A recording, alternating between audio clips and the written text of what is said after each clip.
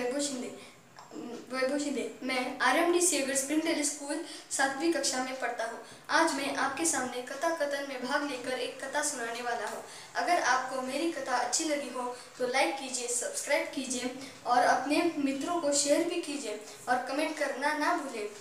मेरी कथा का नाम है बुद्धि और भाग्य। एक दिन बुद्धि और भाग्य में झगड़ा हो रहा था। बात तो तू मैं पर आ गई।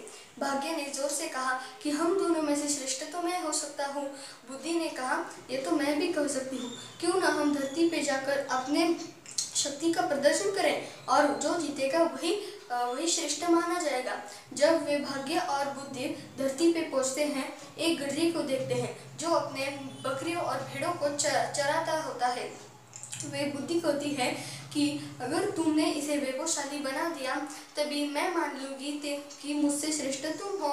तभी भाग्य कहता है मैं इसे वैभवशाली तो क्या सम्राट बनाऊंगा।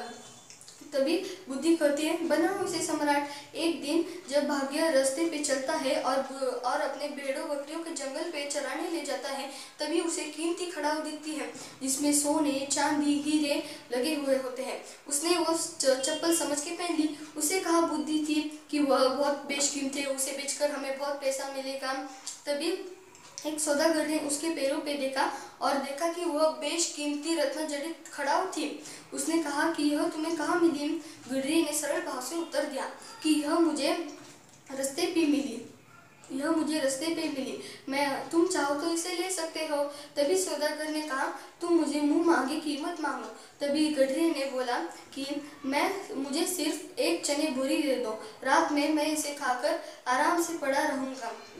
तभी सौदागर ने उसे एक चने की बोरी दे दी और सौदागर उस खड़ाऊ को ले जाकर राजा को भेंट करता है और राजा को उस भाग्यशाली गडरी की कहानी सुनाता है। वे राजा ठान लेते हैं कि इस भाग्यशाली गडरी से अपने कन्या से विवाह कराऊंगा, क्योंकि वे बहुत भाग्यशाली था। सौदागर ने उस गडरी को मना लिया था विवाह के लिए। एक रात जब उन दोनों की विवाह हो चुकी थी, उस रात में गडरी एक बिस्तर पे बैठा हुआ था। बहुत बड़ा कमरा था।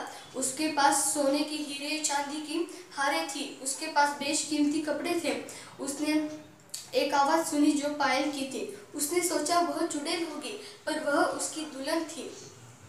जब उसने दरवाजा खटखटाया और उसने सोचा कि वह चुड़ैल होगी, उसके सर पे पसीना आ गया और वह मरने के लिए खिड़की से कूद कर बैठा।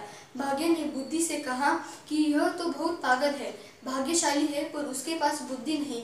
फिर भाग्य ने बुद्धि के पैर पकड़ लिए और कहा लिया कि अगर तुम इसकी जान बचा लो तो तुम श्रेष्ठ और मैं हार मान लूंगा। तभी बुद्धि उस गडरी के मन में चल जाती है और गडरी को सारी कहानी पता चल जाती है। उसने अपनी दुल्हन का बहुत धूमधाम से स्वागत किया। हमें इस कहानी से यह पता चलता है और तात्पर्य मिलता है कि हमारे पास सिर्फ भाग्य ही नहीं, बुद्धि भी होनी चाहिए। धन्यवाद।